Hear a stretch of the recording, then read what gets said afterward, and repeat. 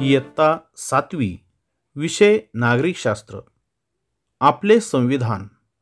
पाठ 6वा मार्गदर्शक तत्वे आणि मूलभूत कर्तव्ये. मागील पाठात आपण संविधानाने दिलेल्या हक्कांचा अभ्यास केला. त्यातून भारतीय नागरिकांना कोणते हक्क असतात हे समजले. एवढेच नव्हे तर हक्कांना न्यायालयाचे संरक्षण असते हेही आपण शिकलो. मूलभूत हक्कांचे आपल्या व्यक्तिगत आणि सार्वजनिक जीवनातील महत्त्वही लक्षात आले. या पार्श्वभूमीवर आपण मार्गदर्शक तत्वे म्हणजे काय हे आज या पाठामधून समजून घेऊयात. मूलभूत हक्क शासनाच्या अधिकारावर निर्बंध घालतात. खालील सूची वाचा म्हणजे शासनावर कोणते निर्बंध असतात हे लक्षात येईल. उदाहरणार्थ, शासनाने नागरिकांमध्ये जात, धर्म, वंश, भाषा व लिंग यावर आधारित भेद करू नये. कोणालाही कायद्यापुढील समानता व कायद्याचे समान संरक्षण नाकारू नये. कोणत्याही व्यक्तीचे जीवित हिरावून घेऊ नये. धार्मिक कर लादू नयेत. शासनाने काय करावे याविषयीच्या काही सूचना संविधानाने स्पष्ट केल्या आहेत. या सूचनांचा हेतू म्हणजे संविधानाच्या उद्देशिकेत जी उद्दिष्टे स्पष्ट केली आहेत ती प्राप्त करण्यासाठीचे मार्गदर्शन होय. म्हणूनच या सूचनांना मार्गदर्शक तत्वे असे म्हटले जाते. मार्गदर्शक तत्वांचा समावेश का केला? आपल्या संविधानामध्ये मार्गदर्शक तत्वाचा समावेश का केला असेल या प्रश्नाविषयी आपण सविस्तर चर्चा करूया. भारताला स्वातंत्र्य मिळाले तेव्हा या देशात सुव्यवस्था निर्माण करण्याचे, सुरळीत राज्यकारभार करण्याचे मोठे आव्हान आपल्यासमोर होते. दारिद्र्य, मागासलेपणा, निरक्षरता दूर करून देशाची घडी नीट बसवायची होती. राष्ट्रबांधणीचे कार्य करायचे होते. त्यासाठी नवनवीन धोरणे आखणे, त्यांची अंमलबजावणी करणे आवश्यक होते. लोकांच्या कल्याणाचे उद्दिष्ट साध्य करायचे होते. थोडक्यात भारताचे एका नव्या विकसित व प्रागतिक देशात रूपांतर करायचे होते. त्यासाठी केंद्र शासन व राज्य शासनाने कोणत्या विषयांना प्राधान्य द्यावे, लोक कल्याणासाठी कोणत्या उपाययोजना कराव्यात हे संविधानाने मार्गदर्शक तत्वांद्वारे स्पष्ट केले आहे. राज्यांच्या धोरणाचे ते आधार बनवले. प्रत्येक मार्गदर्शक तत्वात राज्याच्या धोरणासाठी एक विषय आहे. त्या विषयाच्या अनुषंगाने नवीन धोरण आखावे अशी अपेक्षा संविधानकारांनी व्यक्त केली आहे. ही सर्व धोरणे एकदम व एकाच वेळी राबवायची झाल्यास त्यासाठी खूप आर्थिक पाठबळ लागेल हे संविधानकारांनी जाणले होते. म्हणूनच त्यांनी मार्गदर्शक तत्वे शासनावर मूलभूत हक्कांप्रमाणे बंधनकारक केली नाहीत. राज्यांनी हळूहळू पण ठामपणे त्यांची अंमलबजावणी करावी अशी अपेक्षा त्यांनी व्यक्त केली. काही महत्त्वाची मार्गदर्शक तत्वे. यानंतर आपण आपल्या संविधानामध्ये जी दिलेली मार्गदर्शक तत्वे आहेत त्यामधील काही तत्वे पाहूयात. त्यामध्ये शासनाने उपजीविकेचे साधन सर्वांना उपलब्ध करून द्यावे. स्त्री व पुरुष असा भेद त्याबाबत करू नये. स्त्री व पुरुषांना समान कामासाठी समान वेतन द्यावे. लोकांचे आरोग्य सुधारण्यासाठी उपाययोजना कराव्यात. पर्यावरणाचे रक्षण करावे. राष्ट्राच्या दृष्टीने महत्त्वाच्या ठिकाणांचे म्हणजेच स्मारके, वास्तू यांचे संरक्षण करावे. समाजातील दुर्बल घटकांना विशेष संरक्षण देऊन त्यांना विकासाच्या संधी उपलब्ध करून द्याव्यात. वृद्धापकाळ, अपंगत्व, बेकारी यापासून नागरिकांचे संरक्षण करावे. भारतातील सर्व नागरिकांसाठी समान नागरी कायदा करावा. ही काही मार्गदर्शक तत्वे आपल्या संविधानामध्ये दिलेली आहेत. सांगा पाहू, वेतनाच्या संदर्भात समान कामासाठी समान वेतन असे मार्गदर्शक तत्व आहे. यातून संविधानातील कोणती उद्दिष्टे साध्य होतील असे तुम्हाला वाटते? स्त्री पुरुषांनी सारखेच काम करून पुरुषांपेक्षा स्त्रियांना कमी वेतन देण्याचे प्रकार का आढळतात? करून पहा. वरील मार्गदर्शक तत्वांव्यतिरिक्त अन्य मार्गदर्शक तत्वे शासनाने लोककल्याणासाठी काय करावे हे स्पष्ट करतात. खाली काही विषय दिले आहेत. त्या संदर्भात कोणते मार्गदर्शक तत्व आहे हे शिक्षकांच्या मदतीने शोधा.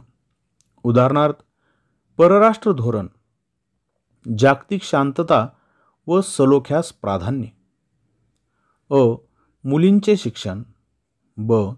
निकोप व आनंदी वातावरणात बालकांचे संगोपन. क. शेती सुधारणा.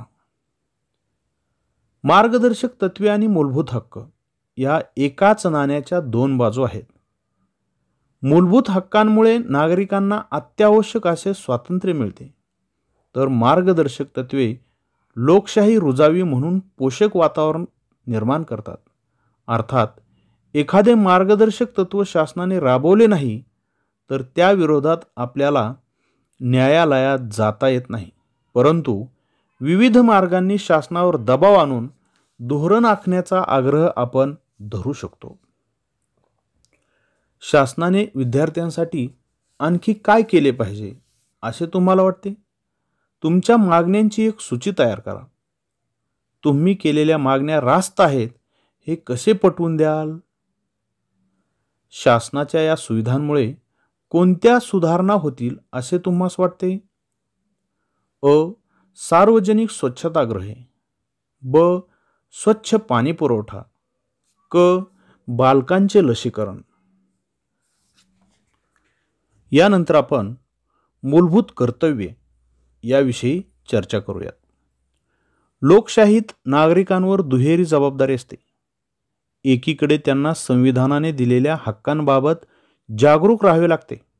हक्कांवर अयोग्य मर्यादा येणार नाहीत याबाबत दक्ष असावे लागते. तर दुसरीकडे काही कर्तव्य व जबाबदाऱ्याही पार पाडाव्या लागतात. सर्व भारतीयांचे कल्याण व्हावे म्हणून संविधानाने मूलभूत हक्क आणि मार्गदर्शक तत्वे यातून अनेक तरतुदी केल्या आहेत. परंतु नागरिक त्यांची कर्तव्य जोपर्यंत पार पाडत नाहीत तोपर्यंत शासनाने केलेल्या सुधारणांचे लाभ सर्वांना मिळत नाहीत. उदाहरणार्थ, स्वच्छ भारत अभियानाखाली शासनाने स्वच्छतेचे अनेक उपक्रम राबवले, परंतु सार्वजनिक ठिकाणी अस्वच्छता निर्माण करण्याच्या सवयी लोकांनी बदलल्या पाहिजेत. भारतीय नागरिकांना आपल्या जबाबदाऱ्यांची जाणीव व्हावी म्हणून संविधानात मूलभूत कर्तव्यांचा समावेश करण्यात आला आहे. भारतीय नागरिकांची मूलभूत कर्तव्ये पुढील प्रमाणे आहेत. ही कर्तव्ये कोणती आहेत आणि आपण ती का पाळायला हवीत हे आपण बघूयात. त्यामधील काही मूलभूत कर्तव्ये आपण पाहूयात. प्रत्येक नागरिकाने संविधानाचे पालन करावे. संविधानातील आदर्शांचा, राष्ट्रध्वज व राष्ट्रगीताचा आदर करावा. स्वातंत्र्याच्या चळवळीला प्रेरणा देणाऱ्या आदर्शांचे पालन करावे. देशाचे सार्वभौमत्व, एकता व अखंडत्व सुरक्षित ठेवण्यासाठी प्रयत्नशील असावे. आपल्या देशाचे रक्षण करावे. देशाची सेवा करावी. सर्व प्रकारचे भेद विसरून एकोपा वाढवावा व बंधुत्वाची भावना जोपासावी. स्त्रियांच्या प्रतिष्ठेला कमीपणा आणतील अशा प्रथांचा त्याग करावा. आपल्या संमिश्र संस्कृतीच्या वारशाचे जतन करावे. नैसर्गिक पर्यावरणाचे जतन करावे. सजीव प्राण्यांबद्दल दयाबुद्धी बाळगावी. वैज्ञानिक दृष्टी, मानवतावाद आणि जिज्ञासू वृत्ती अंगी बाळगावी. सार्वजनिक मालमत्तेचे जतन करावे. हिंसेचा त्याग करावा. देशाची उत्तरोत्तर प्रगती होण्यासाठी व्यक्तिगत व सामूहिक कार्यात उच्चत्वाची पातळी गाठण्याचा प्रयत्न करावा. 6 ते 14 वयोगटातील आपल्या पाल्यांना पालकांनी शिक्षणाच्या संधी उपलब्ध करून द्याव्यात. ही मार्गदर्शक तत्वे आपल्या संविधानामध्ये दिलेली आहेत. सूची तयार करा. घरात तुम्ही कोणते हक्क मागता आणि कोणती कर्तव्य पार पाडता? शाळेत तुम्ही कोणत्या जबाबदाऱ्या पार पाडता? तेथील कोणती जबाबदारी तुम्हाला नकोशी वाटते? आता खालील काही चित्र दिलेले आहेत. या चित्रांमध्ये कोणत्या कर्तव्यांचे पालन होत नाही असे तुम्हाला वाटते? पहिलं चित्र जे आहे त्यामध्ये वास्तूवर नाव टाकणारा मुलगा. दुसरं चित्र लिंबू मिरची लटकवलेले. पुढील चित्र बसची तोडफोड आणि पुढे रस्त्यावर कचरा टाकणारी महिला. या चित्रांमधील कोणत्या कर्तव्यांचे पालन होत नाही असे तुम्हाला वाटते ते सांगा. पुढे एक संवाद आहे. या संवादातून आपल्याला कोणत्या कर्तव्यांचा बोध होतो?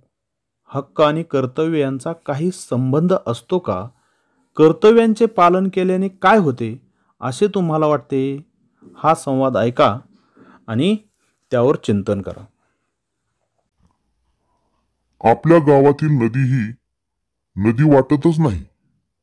केवढा तो प्लॅस्टिकचा कचरा. मला कोणी सांगितले तरी मी आता नदीत कचरा टाकणार नाही. ते ठीक आहे, पण कानठळ्या बसवणाऱ्या त्या आवाजाचे काय करायचे? नागरिक म्हणून आपल्या जबाबदाऱ्यांबाबतही आपण आग्रह धरला पाहिजे. सण उत्सव साजरे करताना याचे भानच राहत नाही लोकांना. आपल्या देशाच्या साधन संपत्तीचे आणि सार्वजनिक मालमत्तेचे संरक्षण करणे हे आपले कर्तव्य आहे. आपण हळूहळू सुरुवात करूया. काही निश्चय करूया. मुलामुलींना शाळेत जाण्यासाठी सांगूया. शाळेतील सुविधांचा जबाबदारीने वापर करूया.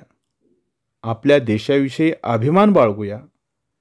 सर्व धर्माच्या सण उत्सवात सहभागी होऊया. पर्यावरण दूषित न करता ते सण साजरे करूया. सार्वजनिक सुविधांचा योग्य वापर व काळजी घेऊया. हाती घेतलेली सर्व कामे प्रामाणिकपणे आणि उत्तम रीतीने करूया. तुम्हाला काय वाटते? 6 ते 14 वर्ष वयोगटातील मुलामुलींना प्राथमिक शिक्षणाचा अधिकार मिळाला आहे. या वयोगटातील सर्व मुले मुली शाळेत असणे आवश्यक आहे. तरीही अनेक कारणांनी मुले मुली शाळेत जाऊ शकत नाहीत. आई वडिलांना आर्थिक मदत करण्यासाठी त्यांना काम करावे लागते. अशा मुलामुलींना शाळेत आणण्याचा आग्रह धरणे हे त्यांच्यावर अन्याय करणारे आहे असे तुम्हाला वाटते का? भारतीय संविधानाच्या उद्दिष्टांची आणि वैशिष्ट्यांची ओळख आपल्याला या पाठ्यपुस्तकातील सुरुवातीच्या काही प्रकरणांमध्ये झाली. भारतीय नागरिकांचे हक्क, त्या हक्कांना असणारे संरक्षण यांचाही विचार आपण केला. आपली मूलभूत कर्तव्ये कोणती आहेत हे आपल्याला समजले. त्याचबरोबर वेगवेगळी स्वातंत्र्य, त्याचा उपभोग घेताना त्यावर आपण स्वतःहून काही काळजी घ्यावी याविषयी सुद्धा आपण अभ्यास केलेला आहे. विद्यार्थी मित्रो, आता आपण पाठ्यपुस्तक उघडूया आणि या पाठाच्या खाली दिलेला स्वाध्याय आपल्या वहीमध्ये सोडवायला सुरुवात करूया.